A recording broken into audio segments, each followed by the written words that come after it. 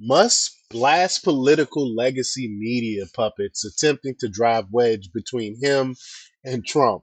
And this is some childish high school stuff that they're pulling. I mean, this is stuff that some of my younger clients talk about that happens in school and stuff.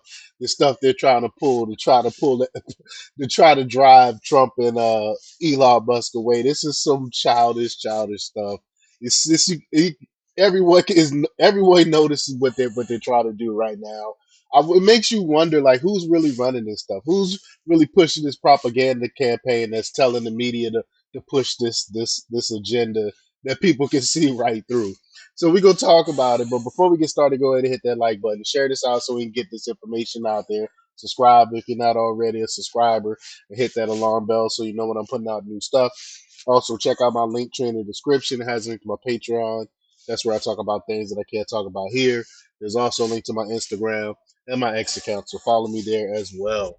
All right, so let's get into this news. Now, this comes from InfoWars, and they report that tech entrepreneur Elon Musk called out the leftist establishment attempting to rile up Donald Trump over Musk's successful spending bill derailment, saying their aim is to sideline his role as a useful ally to the incoming administration. On Friday, Musk responded to an analysis of a post of Congresswoman I cannot say her name, Pramelia Jayapal, um, who earlier this week attempted to portray the situation as Trump following Musk's lead. Jayapal wrote, quote, "It's clear who's in charge, and it's not President-elect Donald Trump." I mean, who believes this crap, right? First they call Trump the boogeyman, now they call him like some type of puppet. Which one is it? You know what I'm saying?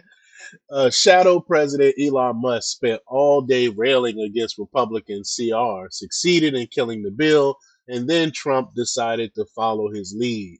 Just ridiculousness, right? No one believed in this crap. The Dem reps' intentions were transparent, as noted by X user Lulu Meserve. Said, quote, for awareness note the language here. It's very intentional strategy. It's a very intentional strategy. The goal is to weaken Trump and Elon Musk by fomenting tensions between them, by jabbing Trump about not being the alpha. The idea is to provoke him to sideline Elon Musk and fray the relationship. Again, this is like some childish stuff here. Very transparent. Everyone sees through this, and Musk agreed with the assessment, highlighted it's exactly the goal of leftist establishment to sow division in his close relationship with the president-elect. He said, quote, the political and legacy media puppets all got their new instructions yesterday and are now parroting the same message to drive a wedge between Donald Trump and me. They will fail, Musk commented. And you can see the tweet here. The media and Democrats freaked out earlier this week, using Musk as the scapegoat following the successful derailment of a mammoth 1,500-page continuing resolution bill that was chock full of pork barrel spending, and y'all know I did a video on that. The bill was on the verge of passing with the approval of Republican House Speaker Mike Johnson, that is, until the alarm was sounded on social media and elected representatives began hearing from their constituents.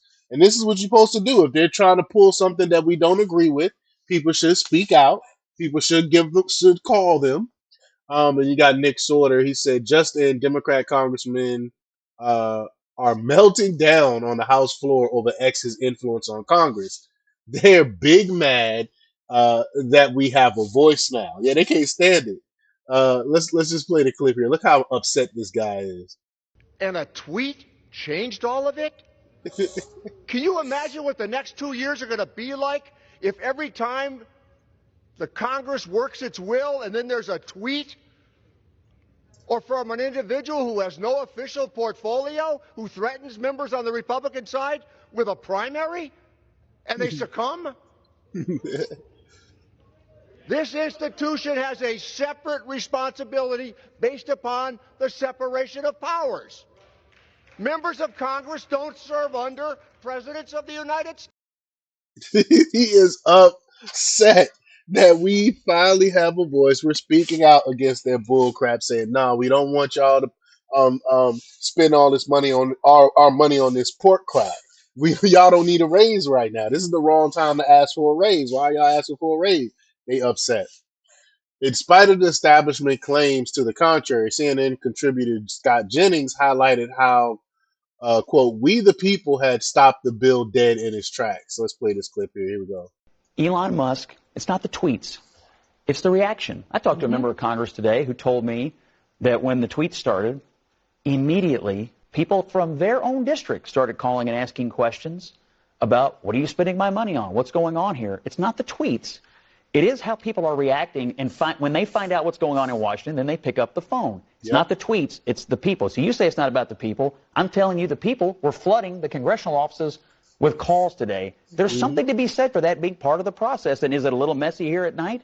Fine. I don't have a problem with messiness. They'll get something done Explain to me, eventually. but what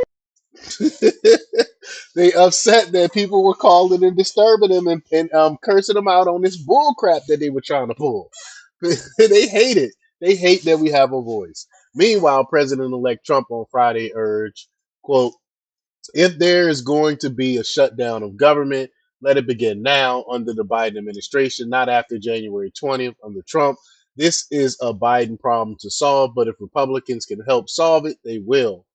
On Friday evening, the GOP controlled House voted in favor of a third Plan C version of the continuing resolution that has been significantly reduced in size and scope to target narrow areas requiring government focus. And the bill passed. The bill passed the House.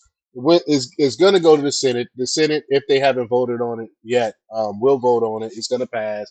And even Joe Biden signaled that he's going to sign the bill. The speaker did a good job here, Elon Musk said. Uh, Given the circumstances, it went from a bill that weighed pounds to a bill that weighed ounces. Ball should now be in the Dem court. That's from Elon Musk. And following the vote, Speaker Johnson told reporters President-elect approved of the latest resolution, and that he'd also spoken with Musk. Here we go.